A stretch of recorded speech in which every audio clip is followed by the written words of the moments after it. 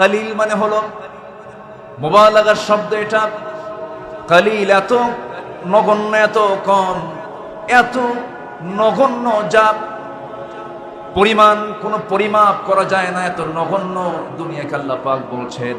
আর আল্লাহ বলছেন আর আখিরাতের জীবনটা এত লম্বা, এত বিশাল, যারা মুত্তাকি আমি আল্লাহ তাদের জন্য চুল পরিমাণ ওয়ালা তুযলামুনা ফাতিলা, যেখানে চুল পরিমাণ কোনো জুলুম আমি আল্লাহ করব না। জোরে বলি সুবহানাল্লাহ। মন যা চাবে বান্দা তাই সেখানে পাবে, মন যা খেতে চায় তাই সে খাবে। একটা পাখি উড়ে যাচ্ছে জান্নাতের মধ্যে, মন চাইলো এটা ফ্রাই করে যদি খেতাম, সামনে ফ্রাই পাখির বাচ্চা সামনে হাজির হয়ে যাচ্ছে। কেউ তো সুবহানাল্লাহ বললেন না। এরকম ওয়াজ বহুদিন আগে, প্রায় 1.5 যুগ আগে এক জায়গায় করতেছিলাম, কুড়িগ্রামের একটা অঞ্চলে। কুড়িগ্রাম নাম শুনেছেন?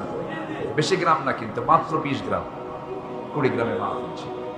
তো বললাম এরকম যে এত বিশাল জান্নাত আল্লাহ পাক দিবেন, এত খাবার দিবেন, এই দিবেন, নিয়ামত দিবেন, মাছের কুলজা দিবেন, পানির নহর দিবেন, দুধের নহর দিবেন, শরাবের নহর দিবেন, সব দিবেন। কিন্তু এগুলো খায়া বুড়া হবে না, বুড়া তো হওয়ার সুযোগই নাই, সব তাজাই থাকবে।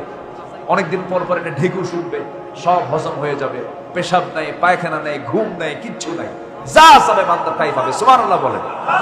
এক চাচা পাশে থেকে দাঁড়ায় বলে, হুজুর ওখানে কি বিড়ি নাই? উনি ওনার বিড়ি নিয়ে খুব টেনশনে আছে। তো আমি বললাম, চাচা আপনি বিড়ি খান, কিন্তু বিড়ি খায় কি স্বাস্থ্য ভালো হয়? কে বাবা, আমার তো প্রায় 1 যুগ ধরে আমার কাশি সারে না। তো কাশি যদি সারাতে হয় ডাক্তার কি বলে? আগে কি ছাড়তে হবে? বিড়ি ছাড়তে হবে। তো ধূমপান করলে পরে স্বাস্থ্য ভালো হয়, এরকম কোন ডাক্তার কি পৃথিবীতে কেউ আছে? বলার আছে কেউ? না। তো যেটা আমার শরীরের জন্য অ্যালাও না, এটা কি জান্নাতের জন্য অ্যালাও হতে পারে? জান্নাতে পচা জিনিস দেবেনই না। আমরা যে পচা জিনিস খাইতে চাই, এই পচা জিনিস জান্নাতে নাই। জান্নাতে কোনো আগুন থাকবে না। তাহলে আগুন বিড়ি খাইতে কি লাগে? আগুন লাগে। জান্নাতে কোনো ধোঁয়াও থাকবে না। তাহলে বিড়ি খেতে কি লাগে? ধোঁয়া লাগে। তাহলে বিড়ি খেতে কি লাগে? ধোঁয়া লাগে। বিড়ি খেতে কি লাগে? আগুন লাগে। ধোঁয়া এবং আগুন থাকবে জান্নাতে না জাহান্নামে?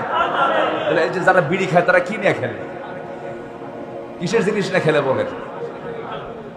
আমি বলবো না যে বিড়ি খাওয়ার ফতোয়া দেবো না, যেটা হারাম নাকি আমি কিছু কখনো, খালি বলতেছি যে আপনি আগুন আর ধোঁয়া নিয়ে খেলা করতেছেন। কিসের সামগ্রী এগুলো বলেন? জাহান্নামের সামগ্রী। কি দরকার এগুলো? দরকার কি? আমরা কোন নেশার দিকে যাব না। জোরে বলি ইনশাআল্লাহ।